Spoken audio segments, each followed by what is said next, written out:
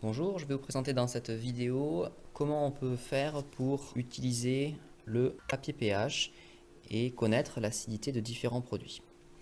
Le papier pH, c'est un rouleau comme ceci et pour l'utiliser, on commence par découper des petits morceaux. On a des morceaux ici qui font à peu près 1 cm de long et sur ces morceaux de papier pH, on va déposer les liquides qui nous intéressent. Première méthode, et ici dans cette Erlenmeyer, j'ai mis un petit peu d'ammoniac. Comme ça sent pas très bon, j'ai mis un bouchon. Et l'une des solutions pour mesurer le pH, c'est d'utiliser une baguette en verre. On trempe une baguette en verre propre, bien sûr. On prend un tout petit peu de liquide et on le dépose, hop, sur le papier.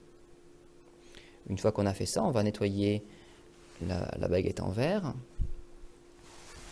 Dans un premier temps, avec de l'eau distillée, si possible, de l'eau pure. Et on va essuyer la baguette pour qu'elle puisse de nouveau être utilisée.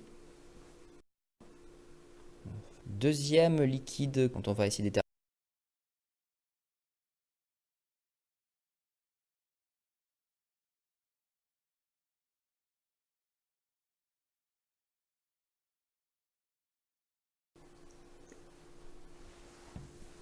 Troisième expérience, on va utiliser donc un récipient compte-gouttes. Donc lorsqu'on a un récipient compte-gouttes, on n'a pas besoin d'utiliser la baguette en verre. Donc ici c'est du vinaigre.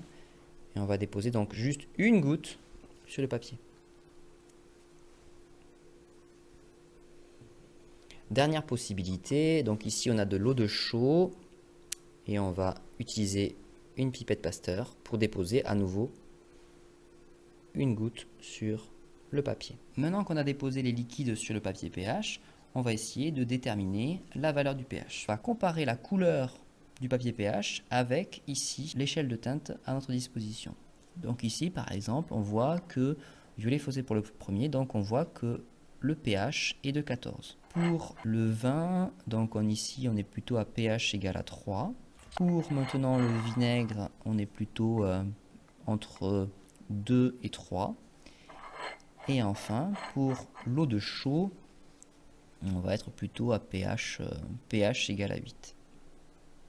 Une fois qu'on a fini de faire les mesures, on utilise du papier pour essuyer la coupelle. On peut jeter le papier pH à la poubelle en s'aidant d'un sopalin.